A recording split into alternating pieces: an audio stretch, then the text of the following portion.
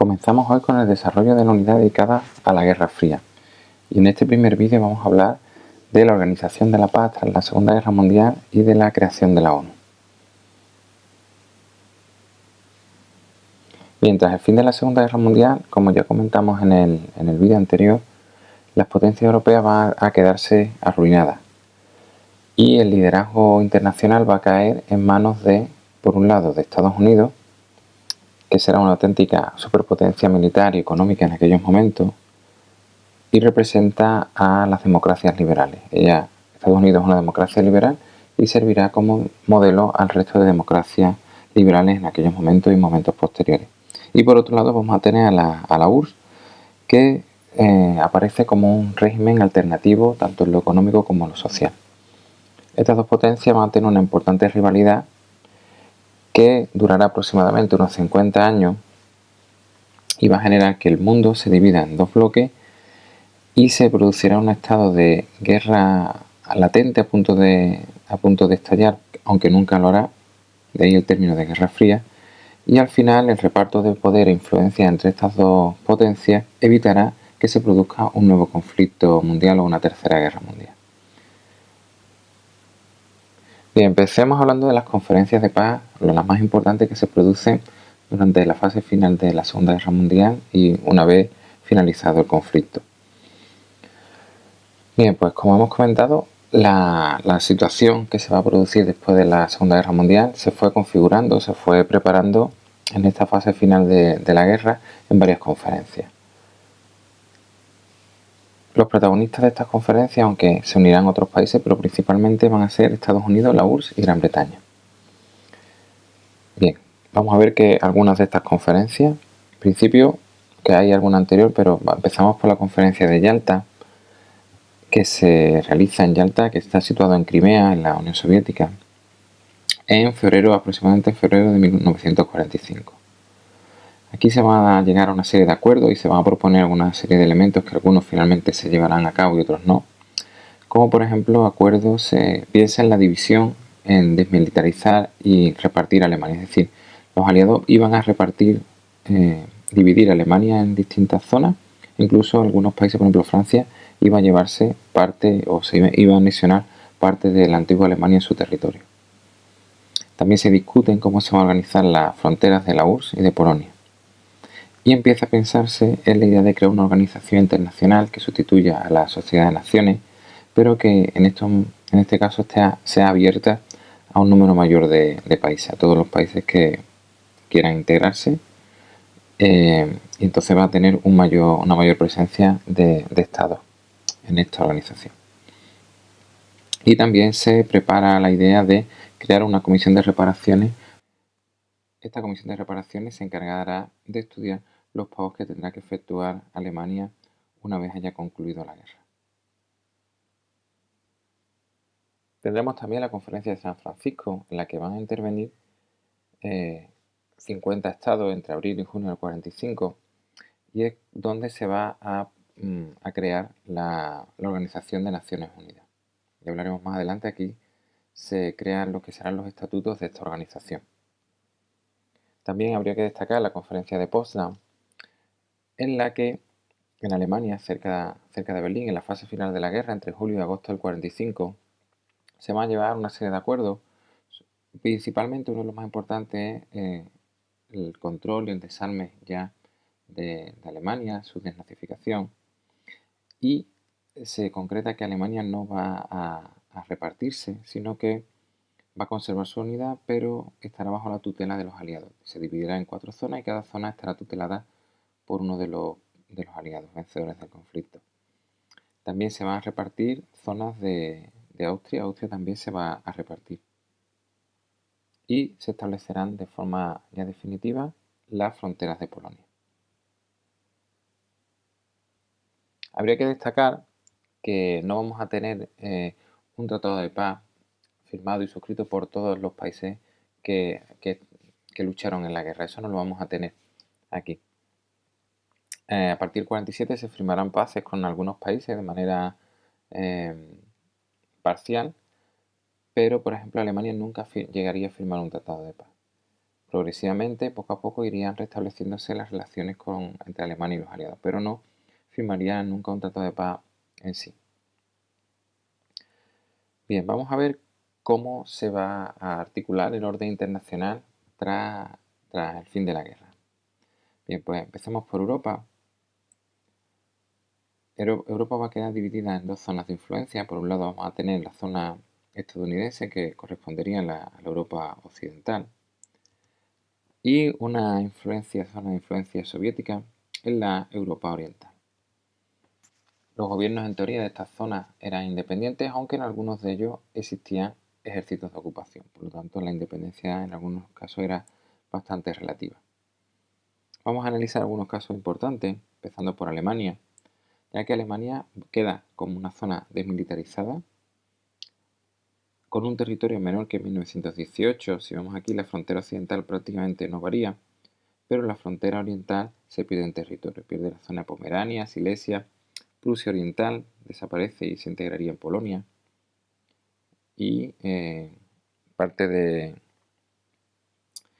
esta zona que lógicamente todo lo que se había anexionado durante la guerra, pues todo eso lo pierde.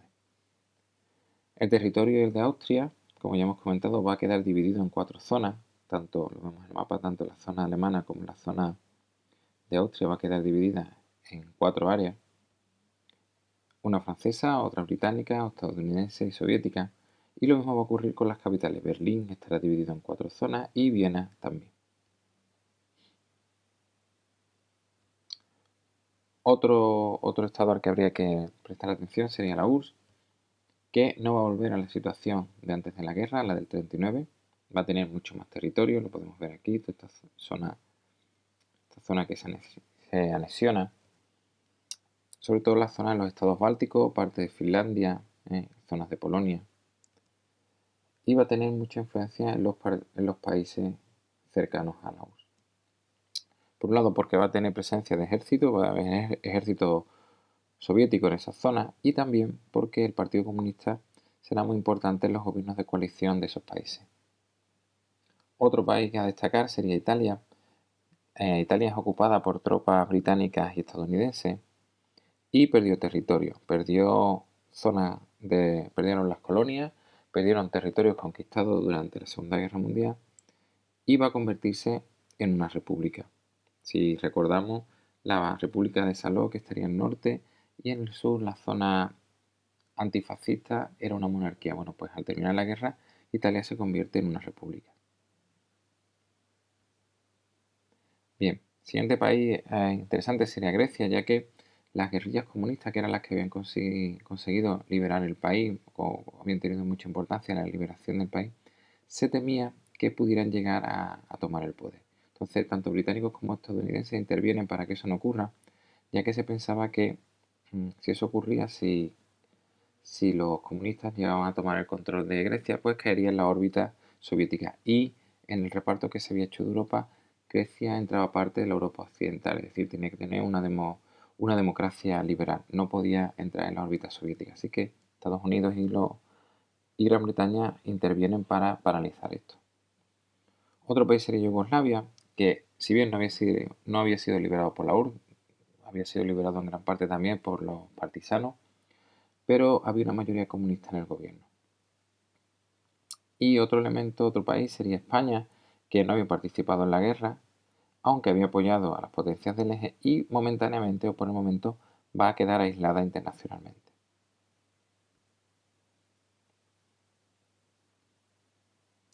¿Qué ocurre en el resto del continente? Vamos a ir un poco más rápido.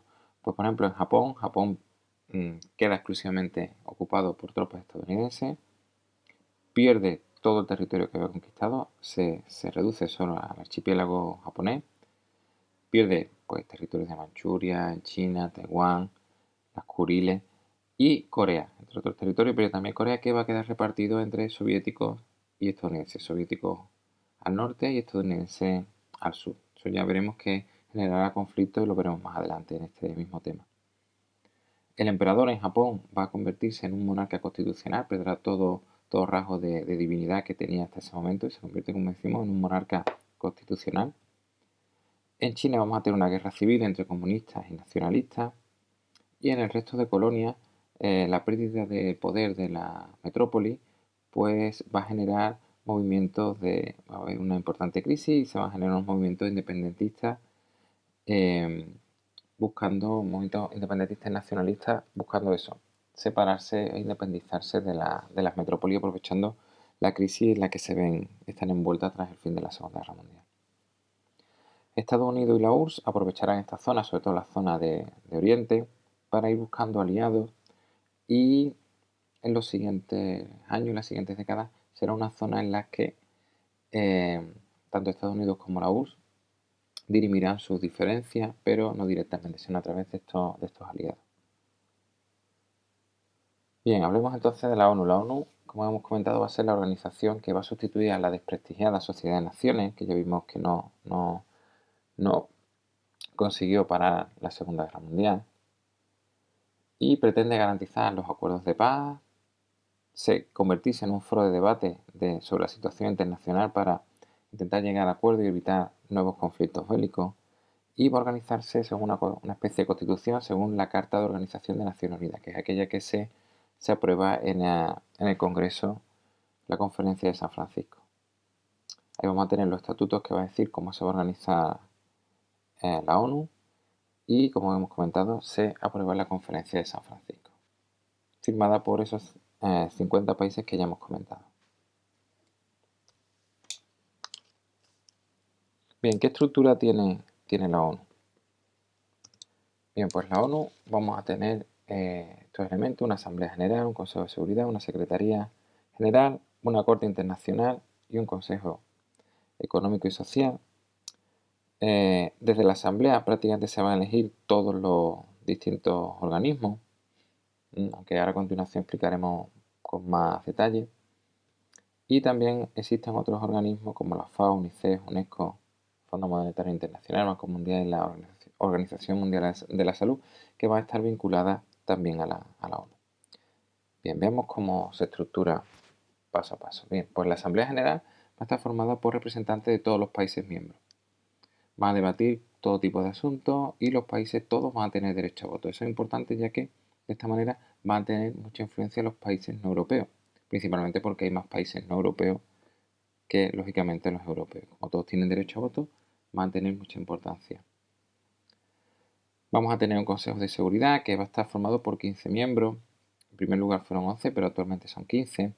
5 son permanentes, están siempre formando parte del Consejo de Seguridad, y esos son Estados Unidos, la URSS, Gran Bretaña, China y Francia. Estos países tienen derecho a veto, es decir, que pueden paralizar algo o alguna resolución que ellos piensen que sea contraria a los intereses de su país. Por tanto, son realmente los que más poder tienen en la ONU. Y el resto, los otros 10, son elegidos por la Asamblea y cada 2 años se renueva.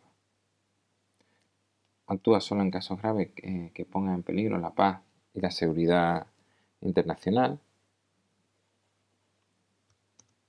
Y las resoluciones obligan a todos los Estados miembros. Es decir, las resoluciones del Consejo de Seguridad obligan, entre comillas, depende de la situación, pero en general obligan a que los Estados cumplan esas resoluciones. Por otro lado, tenemos la Secretaría General, secretario general, que es elegido por la Asamblea y es el representante de la ONU a nivel mundial. También tenemos el Consejo Económico y Social, que es un órgano consultivo, es decir, prepara informes que consultará o utilizará la Asamblea para tomar medidas. Es una especie de asesor de la Asamblea. Y otros organismos, como ya hemos comentado, pues serían, por ejemplo, la Corte Internacional de Justicia de La Haya, la FAO, la Organización para la Agricultura y la Alimentación, la UNICEF para la infancia, la UNESCO para la cultura, la ciencia, la educación, el Fondo Monetario Internacional, la Organización Mundial de la Salud o el Banco Mundial. Bien, pues hasta aquí este primer punto de la unidad dedicada a la Guerra Fría.